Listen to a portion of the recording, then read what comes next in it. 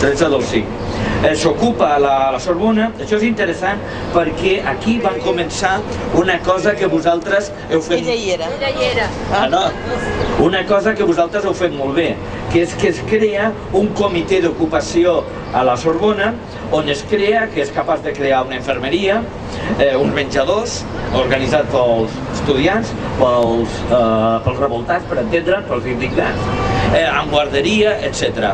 Cosa que aquí a Plaça Catalunya, etc., s'ha fet i ha sigut de les coses de que us fan guanyar més simpatia en qualsevol lloc. És a dir, la gent veu que, home, hi ha capacitat d'organització, etc. Per això sí que ho van inventar, aquest comitè d'ocupació. Abans no...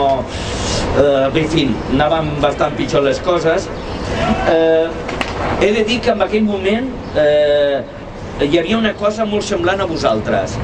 La majoria de la població tenia una simpatia clara pels revoltats, diguem-ho així. A França, l'enquesta que jo tinc és que es va aconseguir una popularitat del 61%. És a dir, el 61% dels entrevistats a França van manifestar el seu simpatia pels que començaven el maig de 78. Jo penso que vosaltres heu arribat a tasses superiors. Aquí, 3 dies després del moviment, va sortir una enquesta del 92-93%, i ara fa 3 dies va sortir una altra i estàvem al 63-65%. Sí. És la meva percepció. Vau superar-ho, aneu baixant, s'ha d'analitzar què passa. Bé, aquest comitè va ser bastant important. Bé, es produeix la radicalitat. Llavors comença el moment més àlgid del maig del 68. Comencen les ocupacions de fàbriques per part de treballadors i estudiants. Els estudiants hi van a buscar els treballadors, hi ha una coordinació i es comencen a ocupar fàbriques. Això no ho heu fet. La generalització està clara, això no s'ha fet. A veure, us aviso, aquest va ser el Rubicon del maig del 68. Això, a veure, s'ha de valorar molt, en tot cas ho parlem, però en aquell moment s'estava tocant la línia de flotació del sistema, però a curt termini. És a dir, me refereixo amb les fàbriques ocupades. Bueno, unes van continuar produint, però altres tancades, evidentment, d'alguna manera, el poder havia d'actuar en 10 dies. Més enllà d'això, ja plantejava problemes.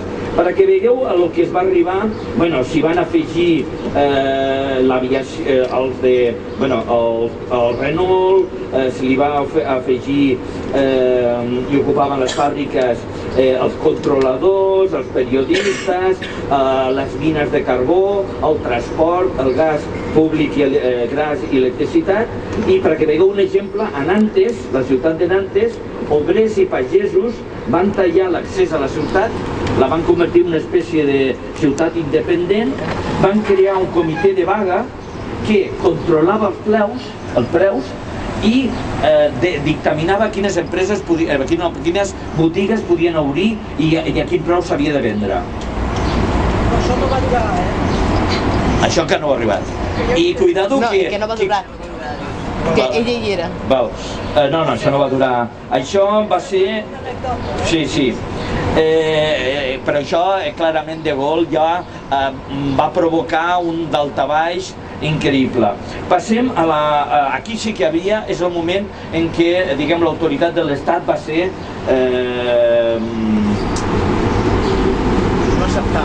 No acceptada, més acada. Sí, era un desafiament clar. Franco, però no li tenia molt capellà.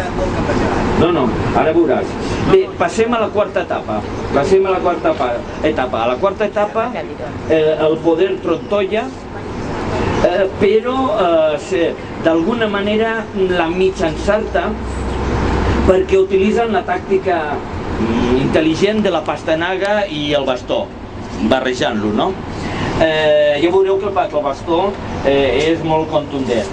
Bé, la pastanaga, primer van anar a la pastanaga. Pompidou, que estava fora, apareix i el 25 del 5 i negocia 3 bandes patrons, sindicats i obrer, els famosos acords de la Granel. Aquests acords, l'oferta no estava malament, del 27 del 5. Augment del 35% del sou a tots els treballadors de la indústria, un 35% d'un dia per l'altre a tots els de la indústria i un 12% a tots els altres treballadors. Clar, això era una pastanaga grossa, no? De totes maneres, la majoria dels treballadors ja s'havia radicalitzat tant, rebutgen aquest acord.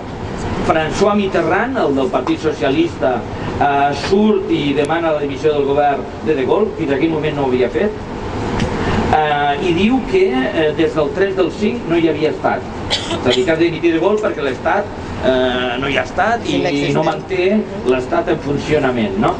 Bé, immediatament de Gaulle actua amb bastó, que és el que ara va intentar fer el Puig erròniament i en fi, bueno, però a partir ja ve l'escalada. De Gaulle desapareix. Hi havia, això va provocar, va ser molt ben muntat, hi havia...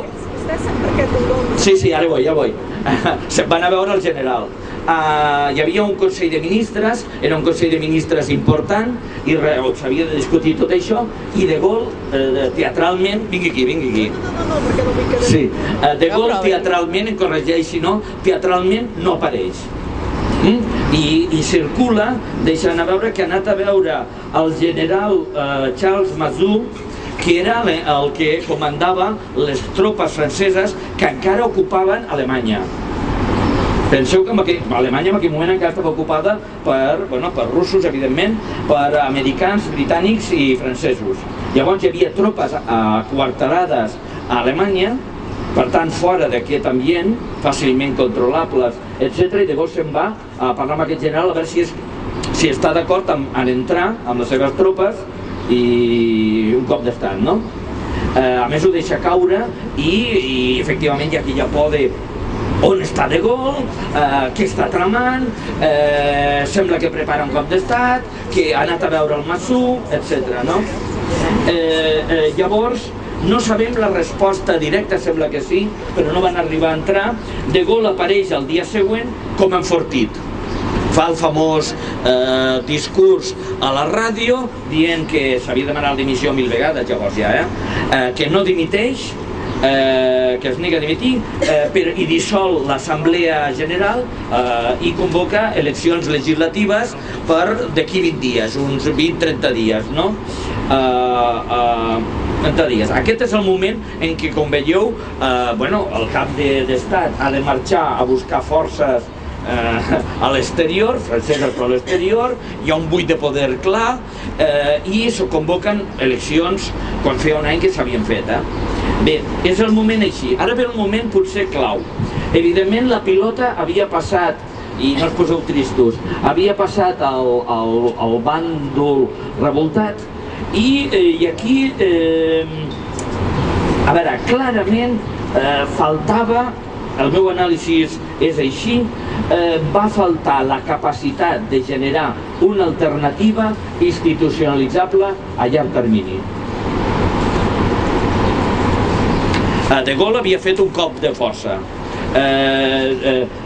Jo no dimitiré, em trauran per la força i a més tinc un general que no se sap si el tinc convençut o què, però poden venir les forces, puc aixecar, no? En aquest moment les diverses forces, que eren moltes, queden com bloquejades, revoltades, queden com bloquejades i no s'atreveixen a fer un altre pas. No hi ha un altre pas, cap dels sectors, perquè hi havia diferents sectors més o menys enfrontats. Per exemple, el PC ja s'havia afegit, el PC francès, ja s'havien afegit els sindicats, però veien en desconfiança els més radicals, per exemple els situacionistes, per exemple grupuscles, bueno, no tan grupuscles, marxistes, etc. I hi ha un impàs. Amb el pitjor que pot passar en aquests casos. Hi ha un impàs, però continuen els disturbis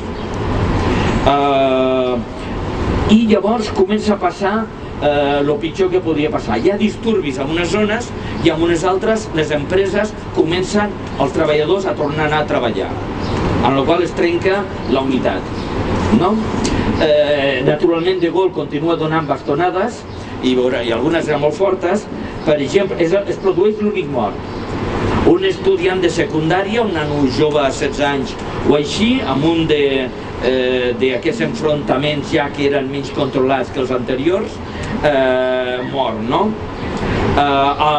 De Gaulle ho aprofita per dissoldre i legalitzar 18 col·lectius d'extrema esquerra, prohibint les publicacions, arrestant els líders i prohibeix les manifestacions al carrer per 18 mesos.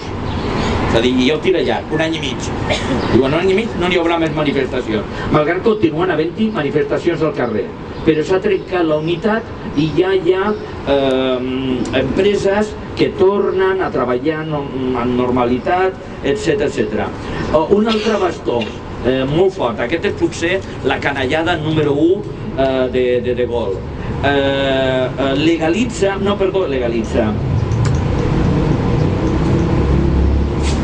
amnistia a 5 militants d'extrema dreta, entre els quals hi havia algun general que havia intentat derrocar a De Gaulle, el propi De Gaulle.